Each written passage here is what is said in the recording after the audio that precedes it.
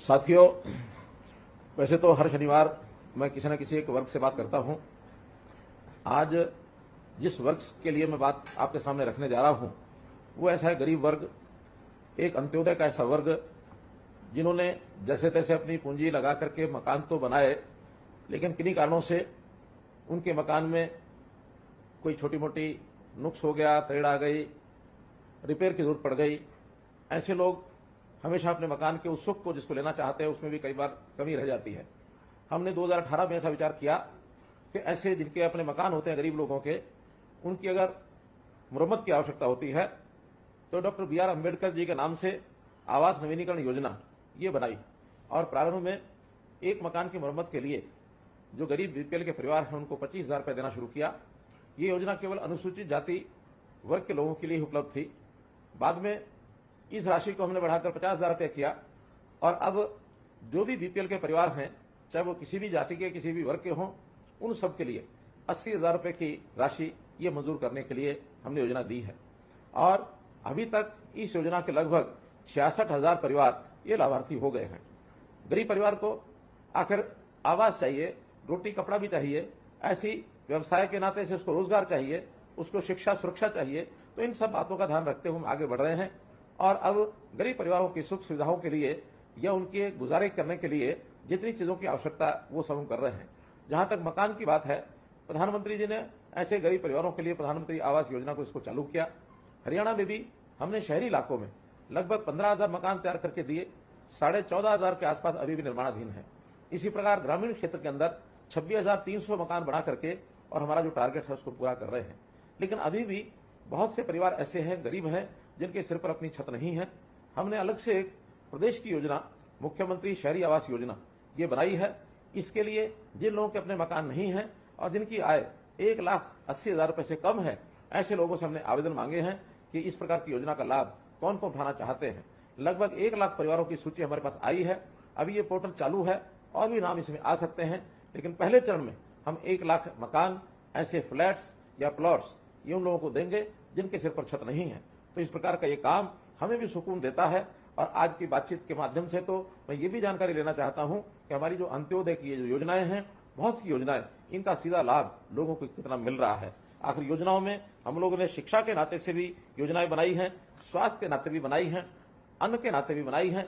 प्रधानमंत्री जी ने प्रधानमंत्री गरीब कल्याण अन्न योजना कोविड के समय शुरू की थी और लगभग 80 करोड़ लोगों को और मुफ्त का अन्न ये देना शुरू किया था। हरियाणा में भी 1,80,00,000 लोग इसके लाभार्थी हुए थे। हमने जब विचार किया कि बीपीएल के कार्ड ये 1,20,000 रुपए तक के कम लोगों को मिलते हैं, इसका लाभ ज्यादा लोगों को देने के लिए इसकी जो आय सीमा है 1,80,000 रुपए हमने कर दी, जिससे अब ये लाभ 29 लाख लोगों को, 29 लाख परिवारों को ये लाभ मिलता है, ताकि कोई भी व्यक्ति अन्न के कारण से या भूख के कारण से न सोए। तो ऐसे हरियाणा का कोई भी ऐसा व्यक्ति अब ये कह सकता है कि उसको अन्न के नाते से कभी कोई कमी नहीं आती है। इसी प्रकार हमने इसके आगे चल करके आयुष्मान की जो योजना बनाई, आखिर स्वास्थ्य के नाते से कोई भी व्यक्ति गरीब, उसकी इलाज की आवश्यकता होती है तो खर्च उस पर न पड़े, तो ऐसे हमने 29 लाख परिवार 5 लाख रुपया वार्षिक उनका स्वास्थ्य बीमा ये करवाया गया। और इसके अंदर मुझे आपको बताते हुए एक प्रकार से मैं इसको खुशी तो नहीं कह सकता, ये संतोष कह सकता हूं कि लगभग 750 करोड़ रुपया हमने इसमें अभी हरियाणा के अंदर ऐसे लोगों के लिए उपलब्ध कराया है जिनको इस इलाज की आवश्यकता पड़ी है। और साथ ही साथ अब ऐसे लोग जिनकी आय 1,80,000 रुपए से ऊपर है, 3 लाख रुपए तक है, इनको भी थोड़ा प्रीमियम लेकर के 1,500 रुपया वार्षिक लेकर इनको भी जोड़ा गया है। लगभग 8 लाख परिवार ये इसके अंदर शामिल हो जाएंगे। भाइयों बहनों, इसी प्रकार एक गरीब परिवार जिसके बच्चे सरकारी स्कूलों में पढ़ने जाते हैं, लेकिन किन्हीं कारणों से उनको लगता है कि मुझे अपने बच्चे को प्राइवेट स्कूल में पढ़ाना है, उनकी भी जो फीस है हम भरते हैं। चिराग योजना के अंतर्गत इनको भी हमने जो है बच्चों को स्कूल में भेजने का काम कराया है। कोई भी हमारे गरीब परिवार का सदस्य बीमार न हो, इसके लिए उसकी हेल्थ की जांच, ये जांच के भी कार्यक्रम शुरू कराए हैं। निरोगी हरियाणा के अंतर्गत अभी तक 27 लाख लोगों की, गरीब परिवारों के ऐसे लोगों के टेस्ट ये कराए गए हैं जिनके अंदर छोटे मोटे बीमारी के लक्षण मिलते हैं। इन सबको हम रेफर करते हैं और इनका इलाज ये प्रारंभ में शुरू कराते हैं ताकि उसकी बीमारी आगे न बढ़े। जहां तक सामाजिक सुरक्षा पेंशन की बात है, जो कभी हम जब सत्ता में आए तो 1,000 रुपया थी, आज 27.5 रुपये महीना, जो देश में सर्वाधिक है। चाहे वृद्धावस्था की पेंशन है अथवा हमारी विधवा बहनों की पेंशन है या दिव्यांगजनों की पेंशन है। और अब तो हमने साथ में एक काम किया है कि जो बंधु विधुर हो गए हैं, जिनकी पत्नी का देहांत हो गया है, ऐसे भी 40 वर्ष से ऊपर के जो बंधु हैं, उनको भी ये पेंशन का हकदार बनाया है। और जो बंधु जिनकी किन्हीं कारणों से शादी नहीं हुई और उनकी भी आय 1,80,000 रुपए से कम है, ऐसे हमारे अविवाहित बंधुओं का जिनकी आयु 45 वर्ष से ऊपर हो गई, इनको भी इस पेंशन का लाभ ये हमने देना शुरू किया है। इसी प्रकार से गरीब परिवार के किसी एक सदस्य को काम मिले, हमने मुख्यमंत्री रोजगार के नाते से मुख्यमंत्री अंत्योदय परिवार उत्थान योजना, इस कार्यक्रम को चलाया है। लगभग 50,000 परिवारों को बैंक से लोन देकर के इनको काम में आगे लगाया है ताकि इनके परिवार की आय बढ़ सके।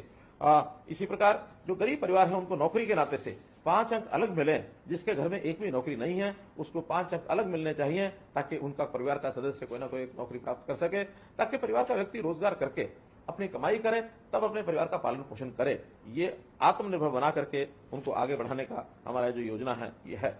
गरीब परिवारों की बेटियां कॉलेज और यूनिवर्सिटी में जाती हैं, उनकी फीस ये न ली जाए। 12वीं कक्षा तक मुफ्त पुस्तकें, वर्दी, लेखन सामग्री, इसका भी हमने प्रावधान किया है।